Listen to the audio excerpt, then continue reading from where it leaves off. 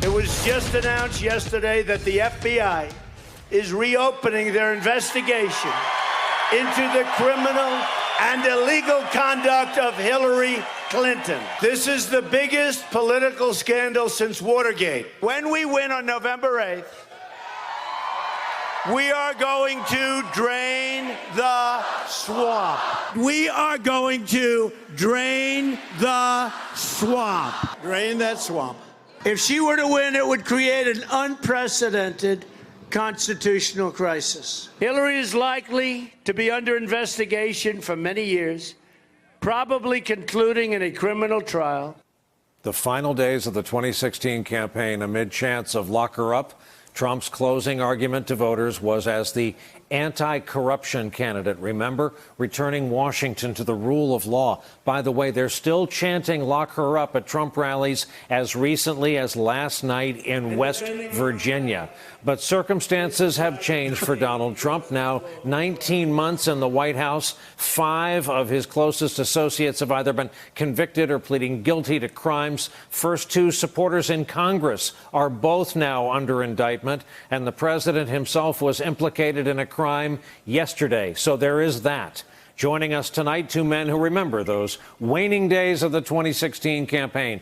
John Heilman, MSNBC national affairs analyst, co-author of Game Change and Double Down, and Eli Stokols, White House reporter for the Los Angeles Times. Eli, I was watching the clips, wondering if we needed to call in counselors. I know there's a PTSD factor. What do you make of that, looking at it now in the rearview mirror? You were at a lot of those events we just showed. Right, and you have to go back, and immediately I was thinking to myself, why? Sometimes in the moment, you don't realize how much he's projecting. You don't realize exactly how ironic it will seem, how surreal that will look with 2 years of hindsight. His tells were still new. That's right, but you also have to remember that at that time, there was, in the news, the FBI had just reopened, Comey had announced that they were reopening the investigation into Hillary's email server in the closing days of that campaign. We all know the history, but that gave what he was saying, I think, to voters at the time, an aura of believability for people who might have wanted to believe it, and it certainly probably depressed some votes who were considering about coming out for Clinton. So I think it was impactful. Now it looks absurd, but I think at that time, thinking back to it on the trail, that was the election was hanging in the balance there, and that was his closing argument. John Heilman, it's often said that on Fox News, Hillary Clinton is president, and Hillary Clinton is president in Donald Trump's mind. What percentage of his base do you think cast a vote for better government, for good government, for cleaning up government, and who do they see about that now? Well, I think there was probably more. What I detected in that period, and actually all throughout the entire Trump phenomenon from May of 2015 all the way through till the election day, was not so much about good government and about draining the swamp. It was more about blowing up everything. It was like burning down the house. Let's roll a stick of dynamite into Washington, blow it up, and see which way the rubble falls. And I think they would not have thought that the Washington they were going to be blowing up was so similar in so many ways, and in some ways more swampy than even they imagined under Donald Trump, and that the way the blowing up was going to be done under his auspices.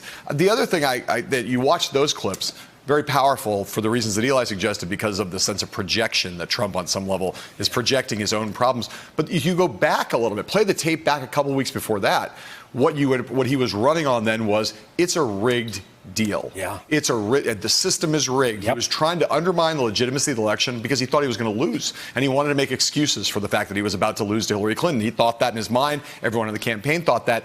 Of course, it turns out now, especially in light of the Michael Cohen pleading, we now know it was a rigged deal, but it was a rigged deal by Donald Trump and his people. And that doesn't even get to Russia and collusion and the ways in which the election may have been rigged in that way. But just on this front, the president, it turns out now, if Michael Cohen is to be believed, perpetrated this massive fraud on the American electorate in the last days of the 2016 campaign. And it was rigged. It was rigged. What he was saying about drain the swamp, I mean, we talk about, do we take him literally or seriously or neither? But at the time, he was telling us that drain the swamp was a slogan to him. He would tell the crowds at these rallies, I didn't like Drain the Swamp when people, I thought it sounded cheesy, but people loved it. He was gauging it on the crowd liked it. And so that's how he meant it. And maybe it made sense to people and was believable because he was, wearing that outsider's mantra. He was carrying that, I'm going to go to D.C. and I'm going to shake things up. And that certainly turned out to be true. But the anti-corruption aspect of Drain the Swamp, people projected that onto what he was saying, and he never, ever meant that. Hey there, I'm Chris Hayes from MSNBC. Thanks for watching MSNBC on YouTube. If you want to keep up to date with the videos we're putting out, you can click subscribe just below me, or click over on this list to see lots of other great videos.